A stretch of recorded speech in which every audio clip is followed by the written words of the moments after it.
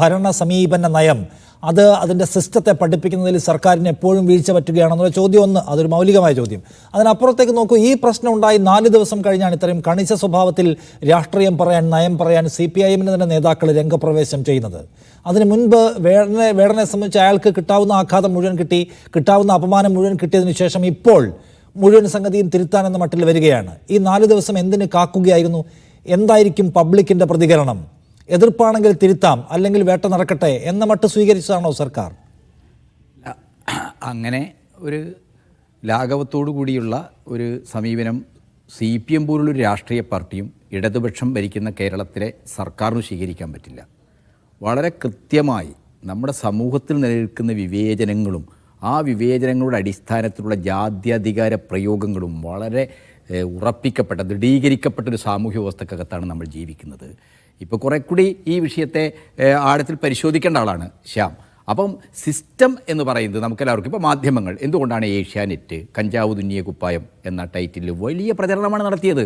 ആ പ്രചരണത്തിനെതിരായിട്ട് ഞങ്ങളെപ്പോലുള്ള ആളുകൾ പ്രതികരിച്ചപ്പോൾ എന്താണ്, ഏഷ്യാനെറ്റിലെ ജോലിക്കാരായ നമ്മുടെയൊക്കെ വളരെ അടുത്ത സുഹൃത്തുക്കൾ എന്താണ്, ലഹരിയെ നിങ്ങൾ സപ്പോർട്ട് ചെയ്യുകയാണോ എന്ന രീതിയിലാണ് വന്നത്. അപ്പം നമ്മൾ കാണേണ്ട പ്രശ്നം നമ്മുടെ പൊതുബോധത്തെ നിർണ്ണയിക്കുന്നതിൽ നമ്മുടെ സമൂഹ മനസ്സിൻ്റെ അകത്തളങ്ങളിൽ ജാതിയുമായി ബന്ധപ്പെട്ട വിവേചന ചിന്തകൾ ശക്തമാണ്. ഇപ്പോൾ നമുക്കെല്ലാവർക്കും വളരെ ലളിതമായി മനസ്സിലാക്കാവുന്ന കാര്യമുള്ളൂ. മോഹൻലാലിനോടെടുത്ത സമീപനം എന്താണ്, വേടനോടെടുത്ത സമീപനം എന്താണ്? അപ്പോൾ വേടൻ ഒരു ദളിതാണ്, വേടൻ്റെ സംഗീതം എന്താണ്, ഇവിടുത്തെ വരേണ്യതയെ വലിയ രീതിയിൽ പ്രകോപിപ്പിക്കുന്നതാണ്. അങ്ങനെയുള്ള ഒരാളുടെ രാഷ്ട്രീയ നിലപാടുകളെ അപ്രസക്തമാക്കാൻ എന്താണ്, അയാൾ സന്മാർഗിയല്ല, അയാൾ സദാചാര വിരുദ്ധനാണ്, അയാൾ കഞ്ചാവ് അടിക്കുന്ന ആളാണ്, അയാൾ കള്ളു കുടിക്കുന്ന ആളാണ് എന്ന രീതിയിലേക്കുള്ള ഒരു പ്രചരണം നടത്തുക എന്നുള്ളതാണ്. ഇതിൽ ഇപ്പോൾ ശ്യാം ഈ ചർച്ചയ്ക്ക് തുടക്കം കുറിച്ചുകൊണ്ട് പറഞ്ഞല്ലോ, ഇതിൽ ഗൂഢാലോചനയുണ്ടോ? സംഗീത ലോകത്ത് വേടൻ എന്താണ്, വലിയൊരു ശക്തിയായിട്ട് മാറുകയാണ്, വലിയ ഇൻഫ്ലുവൻസ്, വലിയ രീതിയിൽ ആരാധകരുണ്ടാവുകയാണ്. അപ്പോൾ അദ്ദേഹത്തെ വലിയ രീതിയിൽ ഒറ്റപ്പെടുത്താൻ, അദ്ദേഹത്തെ വലിയ രീതിയിൽ അപകീർത്തിപ്പെടുത്താനുള്ള ആസൂത്രിതമായ നീക്കങ്ങൾ ഉണ്ടായിട്ടുണ്ടോ? ആ നീക്കങ്ങളുടെ കൈകളായിട്ട് നമ്മുടെ എക്സൈസ് വകുപ്പിലെയോ വനം വകുപ്പിലെയോ ആരെങ്കിലും മാറിയിട്ടുണ്ടോ? അത് വളരെ പ്രധാനപ്പെട്ട പ്രശ്നമാണ്. എന്തുകൊണ്ടാണ് അദ്ദേഹത്തിനെതിരായിട്ട് 6 ഗ്രാം കഞ്ചാവ്, അത് 9 പേരുണ്ട് ആ റൂമിൽ, 9 ഗ്രാം കഞ്ചാവ് പിടിച്ചു കഴിഞ്ഞാൽ, 6 ഗ്രാം കഞ്ചാവ് പിടിച്ചു കഴിഞ്ഞാൽ ജാമ്യം കിട്ടാവുന്ന വകുപ്പാണ്. സ്റ്റേഷൻ്റെ ജാമ്യം എടുത്ത് അദ്ദേഹം പോകും. അപ്പോൾ അങ്ങനെ പോകുമെന്നറിഞ്ഞുകൊണ്ടാണ് അദ്ദേഹത്തിനെതിരായിട്ട് ഭീകരമായ ഒരു വകുപ്പ് ചുമത്തിയത്. ഇപ്പോൾ ഒരു പൂച്ചക്കുട്ടിയെപ്പോലും വേട്ടയാടാൻ പോകാൻ ഈ വേടന് കഴിയുമെന്ന് അദ്ദേഹവുമായി അടുത്ത് ബന്ധപ്പെട്ട ആളുകളൊക്കെ ആയിട്ട് സംസാരിക്കുമെന്ന് നമുക്ക് തോന്നുന്നില്ല. അപ്പോൾ അങ്ങനെയുള്ള ഒരാൾക്ക് കേരളത്തിൻ്റെ സാഹചര്യത്തിൽ പുലിയെ വേട്ടയാടി അതിൻ്റെ പല്ലെടുത്ത് അത് കഴുത്തിൽ കെട്ടി നടക്കുന്ന ഒരാളാണ്. അതുകൊണ്ട് ഇയാൾക്കെതിരായിട്ട് എന്താണ്, വന്യ ജീവി സംരക്ഷണ വകുപ്പനുസരിച്ച് കേസെടുക്കണമെന്നുള്ള ബുദ്ധി, ആ ബുദ്ധി വനം വകുപ്പിലെ ചില ആളുകൾക്കുണ്ടായതാണ്. അവരാരാണെന്ന് കണ്ടെത്തണം. അതാണ് ഗോവിന്ദ മാഷ് പറഞ്ഞത്, അവർക്കെതിരായിട്ട് ശക്തമായ നടപടി ഉണ്ടാവണം. അങ്ങനെ ഈ സിസ്റ്റത്തിൻ്റെ ജാത്യാധിഷ്ഠിതമായ വിവേചനങ്ങളുള്ള ആ നിലപാടിൽ നിന്നുകൊണ്ട് ഉള്ള ഒരു മനോഭാവത്തിൽ ഇത്തരം കേസുകളെ കൈകാര്യം ചെയ്ത ആളുകൾ തീർച്ചയായിട്ടും അവരാരാണെന്ന് കണ്ടെത്തണം, അവർക്കെതിരായിട്ട് നടപടി ഉണ്ടാകണമെന്ന കാര്യത്തിൽ ഒരു സംശയമില്ല. അത് വനംവകുപ്പ് മന്ത്രി തന്നെ ഒരു ഘട്ടത്തിൽ പറഞ്ഞിട്ടുണ്ടെന്നുള്ളതാണ്. പക്ഷേ ഈ കാര്യത്തിൽ വേണ്ടത്ര ഒരു അവധാനത, മുഖ്യമന്ത്രി പറഞ്ഞ പോലെ വേണ്ടത്ര ഒരു അവധാനത ഉണ്ടായില്ല എന്നുള്ളതൊരു യാഥാർത്ഥ്യമാണ്.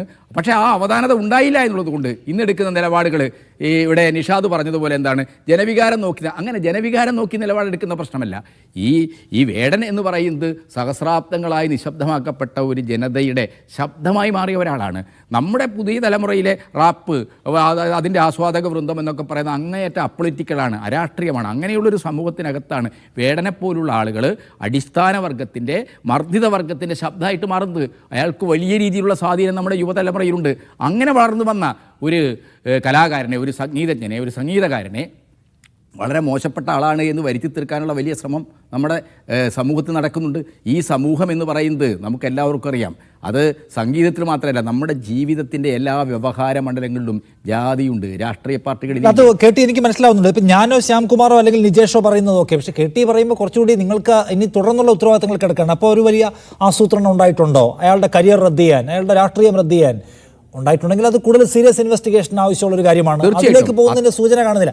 ഒരു കാര്യം കൂടി ചോദിക്കാനുള്ളത്, ഇപ്പം ശരി, ഇപ്പം ഇത് പറയുന്നു, പക്ഷെ 4 ദിവസം അയാൾ ഈ സമൂഹത്തിന് മുമ്പിൽ വേട്ടയാടപ്പെട്ടു, ആക്ഷേപിക്കപ്പെട്ടു. പക്ഷെ കണിശ സ്വഭാവത്തിലുള്ള രാഷ്ട്രീയം പറയാൻ നിങ്ങളെടുത്തു 3.5 ദിവസം. അതെന്താണെന്ന് ചോദിക്കാൻ ഞാൻ അന്ന് തന്നെ തോന്നണ്ടേ ഇതിലൊരു ചില എക്സസ് ഉണ്ടല്ലോ എന്ന്? അല്ല, അങ്ങനെ കാണല്ല നിഷാദേ.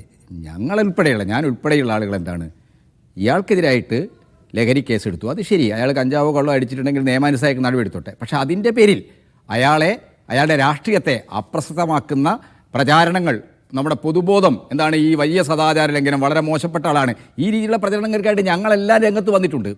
CPM-വുമായി ബന്ധപ്പെട്ട സാംസ്കാരികമായി ഇടപെടുന്ന എല്ലാ ആളുകളും എന്താണ് ശക്തമായി നിലപാട് പറഞ്ഞിട്ടുണ്ട്. അപ്പോൾ ഞങ്ങൾ പറഞ്ഞതുകൊണ്ട് അത് സിസ്റ്റത്തെ അക്കൗണ്ടബിൾ ആക്കാൻ പറ്റുമോ? തീർച്ചയായിട്ടും മിനിസ്റ്റർ പറയണം, ബന്ധപ്പെട്ട ഉത്തരവാദിത്തമുള്ള ആളുകൾ പറയണം. തീർച്ചയായിട്ടും ഈ കാര്യത്തിൽ എന്തോ മോശപ്പെട്ട, സംഭവിക്കാൻ പാടില്ലാത്ത കാര്യങ്ങൾ ഇടതുപക്ഷ സർക്കാരിൻ്റെ കാലത്ത് ഒരു കലാകാരനെതിരായിട്ട് സംഭവിക്കാൻ പാടില്ലാത്ത കാര്യങ്ങൾ സംഭവിച്ചു എന്നുള്ളതാണ് നമ്മൾ മനസ്സിലാക്കുന്നത്.